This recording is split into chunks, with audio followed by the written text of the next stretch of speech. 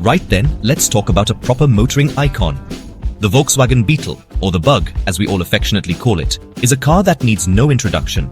It first buzzed onto the scene way back in 1938. Its mission was simple: to be a reliable and affordable car for everyone.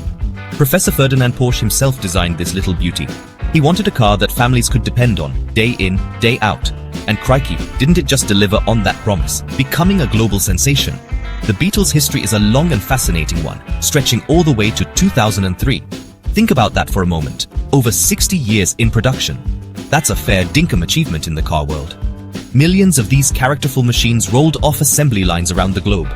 From Germany to Brazil, and even down here in Australia, the Beetle made its mark.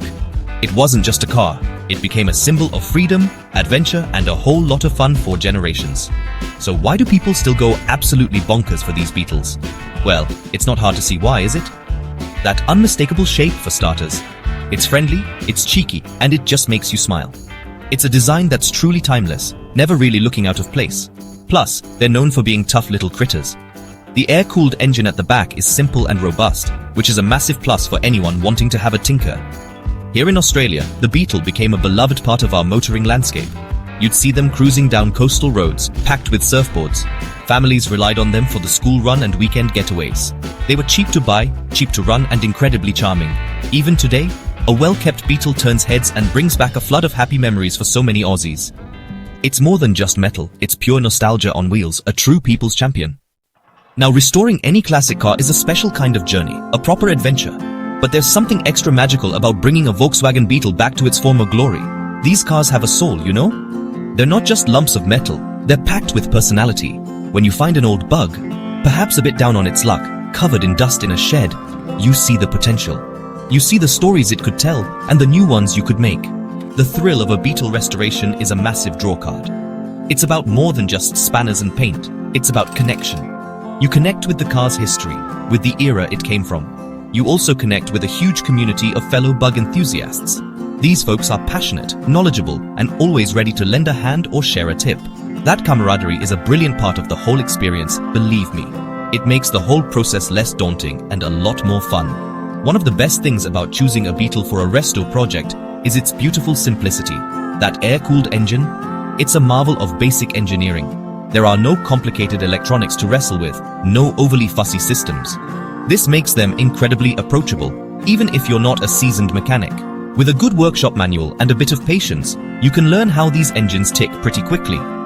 That accessibility is a huge part of their enduring appeal for restorers. And let's not forget the satisfaction, eh?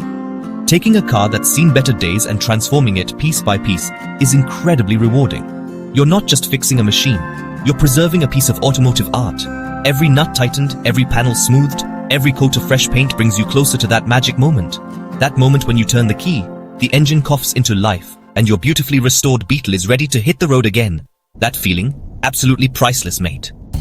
Alright, let's get down to the nuts and bolts of a Beetle restoration. First things first, you need to give your chosen Bug a really good going over. This is your initial inspection. Have a proper poke around. Check for rust, floor pans, heater channels, and around the windows are common spots. How's the engine looking? Does it turn over? What about the interior and all the little trim bits? Make a list, take heaps of photos. This helps you understand what you're up against and plan your attack. Next up is the disassembly. This stage can feel a bit like you're going backwards, but it's crucial. You'll be carefully removing parts bit by bit. My top tip here, label everything. Every wire, every bolt, every bracket. Put small bits in clearly marked bags or containers. Take even more photos as you go. This will be your lifesaver when it comes to putting it all back together, trust me. It saves a mountain of headaches later on and keeps the project organized from the get-go. With the car stripped down, it's time for bodywork. This is where you tackle any of that dreaded rust. You might need to cut out old rusty metal and weld in fresh panels. This takes patience and a bit of skill, but it's essential for a solid foundation. Once the metalwork is sound, it's all about preparation for paint. Smoothing out any dents, applying filler, sanding, priming, it's a lot of elbow grease. But good prep means a stunning paint finish. And that's what really makes a car pop. Then comes the exciting bit painting. Choosing the color is always fun. Will you go for an original factory shade or something a bit custom? Watching that fresh paint go on is a massive milestone. While the paint is curing, you can turn your attention to the engine.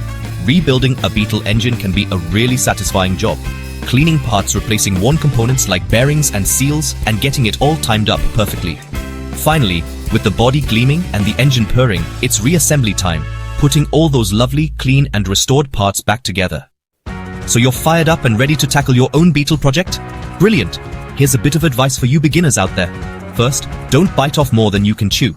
If you're new to this, look for a car that's relatively complete and not a total rust bucket. A solid starting point makes a massive difference to your budget and your sanity. It's better to pay a bit more for a better car initially. It can save you heaps in the long run, believe me. My second tip is to do your homework and get connected. Buy a good workshop manual specific to your Beetle's year. It'll be your Bible. There are some fantastic books out there. And join a Volkswagen club or online forum. The amount of knowledge and support you can find is incredible. Fellow owners have usually been through it all before and are often happy to share their experiences, part sources and solutions to tricky problems. Don't be afraid to ask questions. We all start somewhere. Budgeting is super important too, so be realistic. Restorations nearly always cost more and take longer than you first think. Make a list of expected costs, parts, paint, any specialist work you can't do yourself. Then add a bit of a contingency fund for those unexpected surprises, because there will always be a few. It's better to be prepared. Also pace yourself. It's a marathon, not a sprint. Enjoy the process and celebrate the small victories along the way. And finally, the most important tip, have fun with it. Restoring a Beetle should be an enjoyable experience. There will be challenging moments for sure. You might hit a snag or feel a bit overwhelmed at times. But stick with it.